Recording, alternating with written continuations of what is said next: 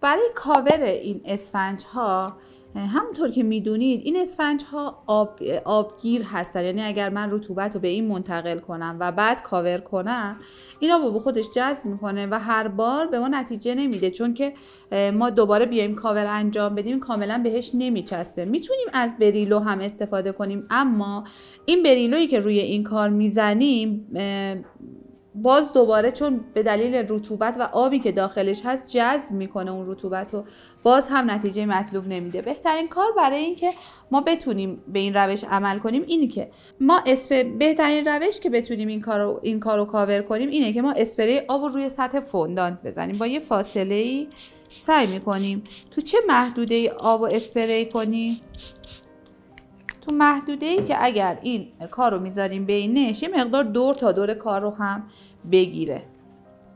من فوندانت رو پهن کردم، روش اسپری آب زدم و شروع میکنم به کاور کردن. اینو روی کارم پهن میکنم و زمانی من دیگه میتونم راحت از این کار، ببینید قسمت نشیمنو بستم و این قسمت زمانی میتونم من این کارو دیگه، این پودری که از این اسفنج بیرون میاد و بتونم کنترل کنم و اینها، زمانی که کامل دیگه محصور شده باشه با این فوندانت.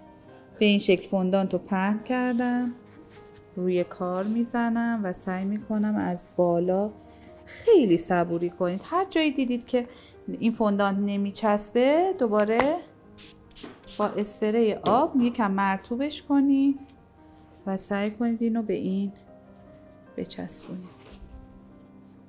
توی بعضی قسمت ها مثلا مثل این قسمت که ما یه مقدار فوندانتمون اضافاتش زیاده و یه مقدار برامون سخت میشه بخوایم این فوندانت رو به خورده هم بدیم، حالا مثل کیک فوندانت که از بالا کاور میشه، ما یه مقداری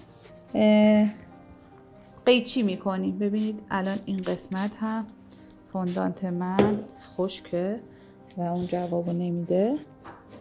من به این شکل اینو کاور میکنم. این آخرم هر اتفاقی بیفته مشکلی نیست و به این شکل من تا پایین کار کاور میکنم.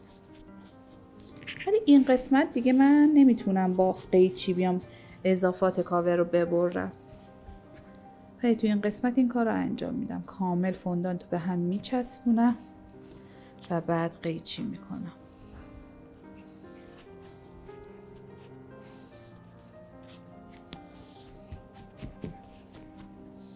وقتی فوندانت من تمام این سطح رو گرفت، اضافات فوندانت رو از اطراف میبرم که بتونم کاری که میخوام انجام بدم و بعد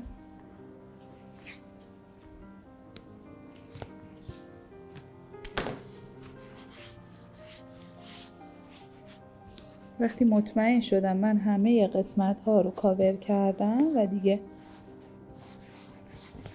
مشکلی نیست، اضافات این قسمت رو میبرم که بعد اینها کاملا.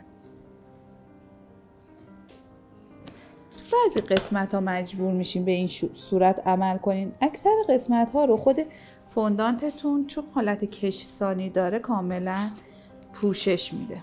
من میام از گوشه حالا سعی میکنم دور تا دور رو ببرم به این شکل، آروم دور تا دور کار رو با دقت میبرم.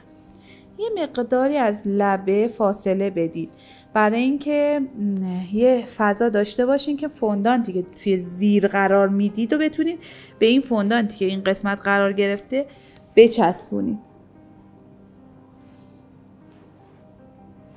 یعنی حدود مثلا نیم سانت انگار از دور فاصله میدم و بعد اینا رو. این فوندانت درسته یه مقدار رطوبت داره ولی میتونیم با کمی ماساژ دادن، یه مقدار پودر CMC اضافه کردن برای کاور زیر ازش استفاده کنیم. به این شکل کار رو بر میدارم و لبه ها رو به سمت زیر هدایت میکنم.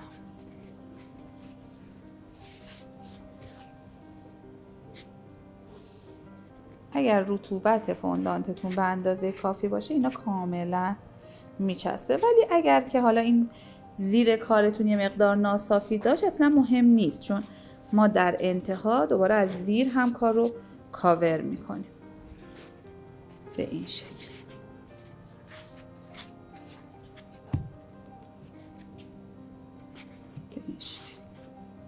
نه میتونیم یه مقدار پودر CMC بزنیم، میتونیم یه مقدار پودر نشاسته بزنیم، خیلی کم، برای اینکه این حالت کشسانی که بر اثر آبی که پاشیدیم روی کار داره از بین بره.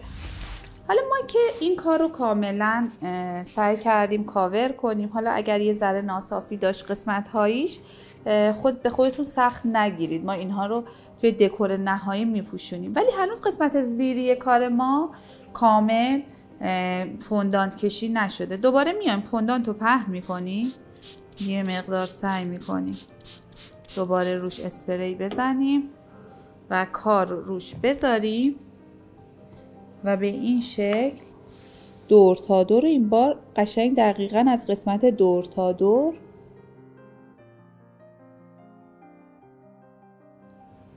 خب به این شکل ما دور تا دور کار رو میبریم.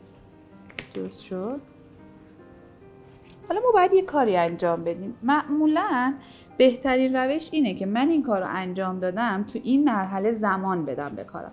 یعنی مثلا این کار رو انجام دادم، کاور کردم، قسمت زیر رو سعی میکنم روی سینی کیک بذارم و قسمت زیر رو بچسبونم.